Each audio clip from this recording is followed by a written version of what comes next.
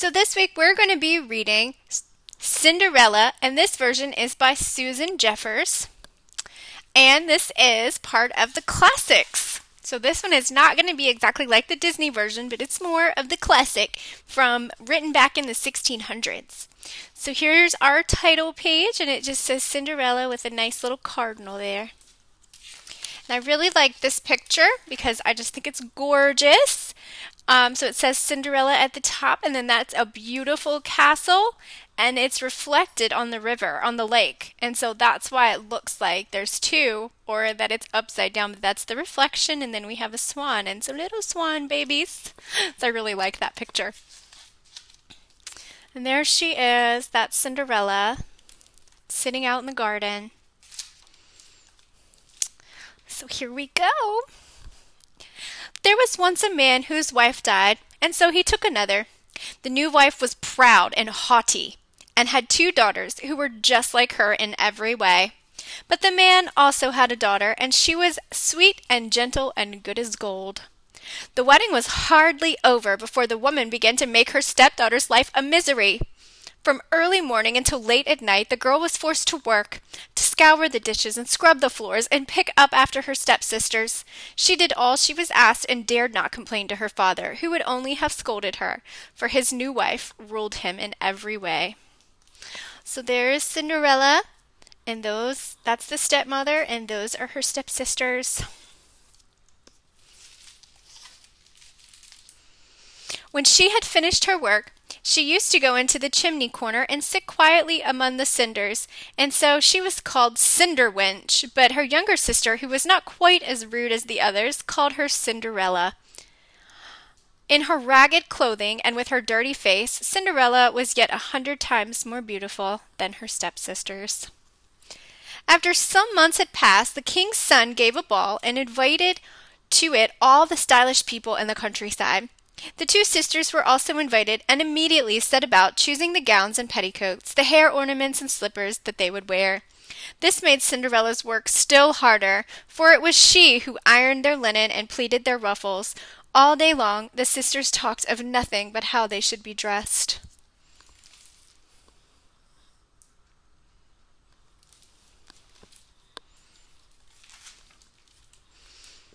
One night, as Cinderella was helping them, they said to her, "Cinderella, would you not like to go to the ball?" "Please, sisters, do not mock me," she said. "How could I ever dream of such a thing?" "You are right," they answered. "People would surely laugh to see a cinder wench at the ball." 2 days later, the sisters could hardly eat for excitement. So tightly did they lace themselves that they broke a dozen laces, and they were always at their looking-glasses, trying on different gowns. At last the evening of the ball came. Cinderella watched the sisters leave for the court, and when she had lost sight of them, she began to weep. Look at all the stuff they are piling up on poor little Cinderella. And there they are, leaving for the ball. And there's Cinderella up there watching. Do you think that Cinderella is sad? She's crying, isn't she? Her godmother, who was a fairy, saw her tears and asked what was the matter. I wish I could go to the ball," stammered Cinderella, but she could say no more for crying. "Then you shall go," said her godmother. Then she told the girl to go into the garden for a pumpkin. Cinderella picked the finest she could find and carried it indoors. Her godmother scooped it out and struck it with her wand. Instantly, the pumpkin turned into a fine gilded coach. Next, her godmother went to look in the mouse-trap, where she found 6 mice, all alive. She tapped each one with her wand, and they were turned into white horses, a fine set of them to draw the coach.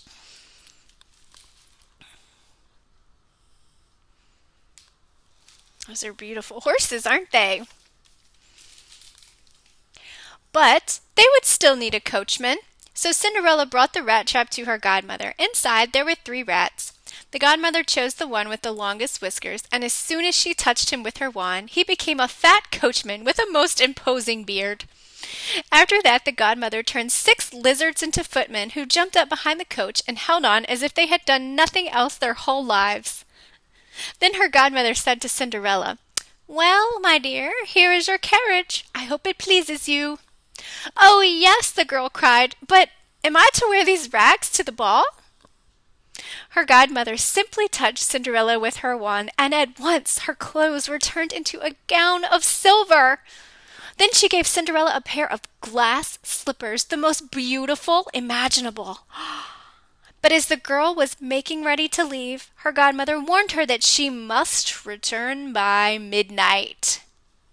If she stayed one moment longer, her coach would be a pumpkin, her horses mice, her coachman a rat, her footmen lizards, and her clothing would turn back to rags.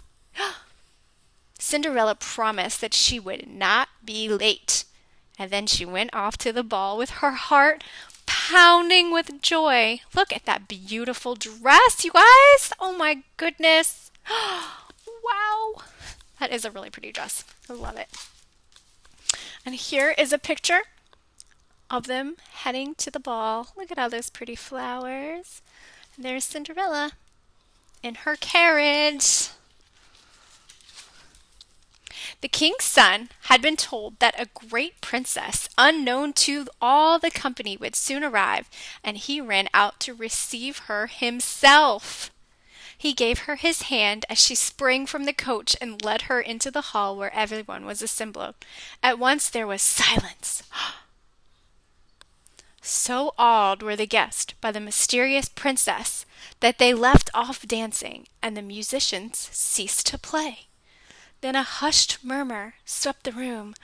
"How lovely she is! How lovely! Oh, she's so beautiful! Look at her!"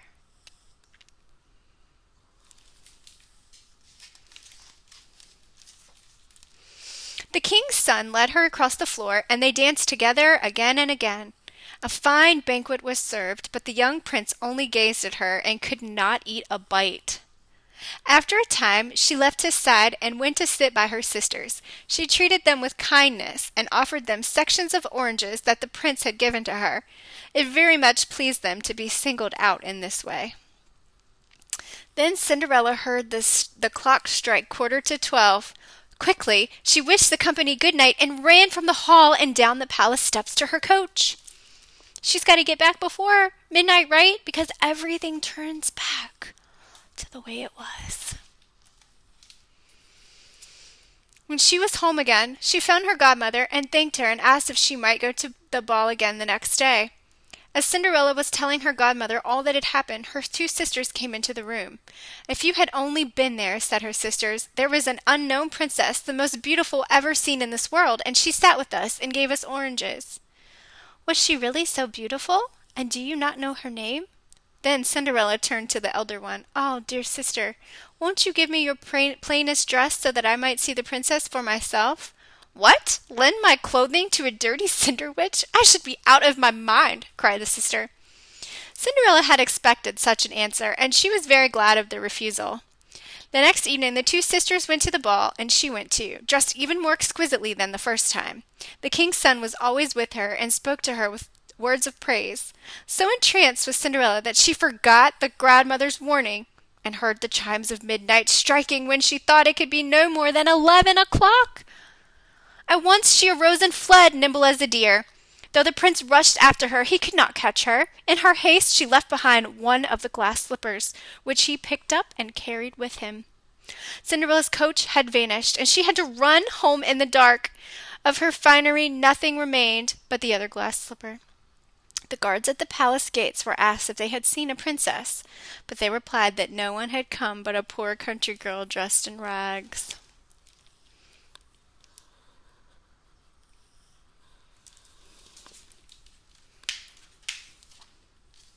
And this is a picture of her running away.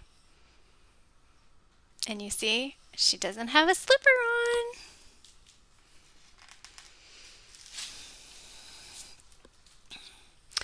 When the two sisters returned from the ball, Cinderella asked whether the unknown princess had again appeared. They told her yes, but that she had hurried away the moment the clock struck midnight, and now the king's son had only the glass slippers she had left behind. They said he was broken-hearted and would do anything to find her once more. All this was true. A few days afterwards, the king's son proclaimed that he would marry the woman for whom the glass slipper had been made. The courtiers began by trying the slipper on all the princesses. They tried it on the Duchess and then on the ladies of the court. But nowhere in the land could they find a woman whose foot was small enough to fit the slipper. At last it was brought to the two sisters. And this is them trying the shoe on all the people.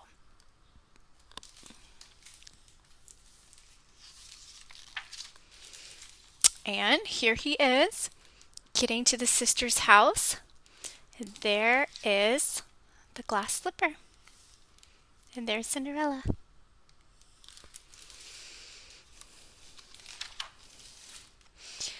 They pushed and pushed, trying to squeeze their feet inside, but they were not able to manage it.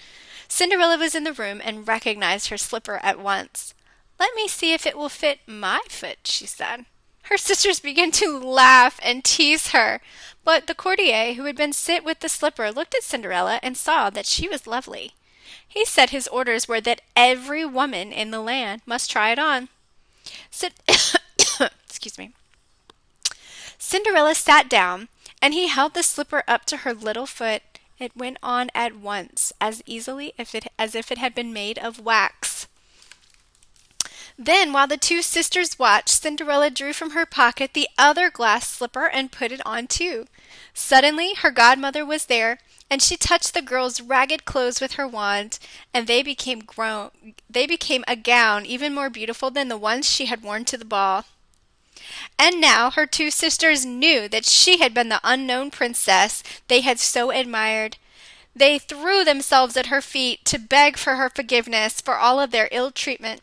Cinderella bid them rise and said that she forgave them with all of her heart.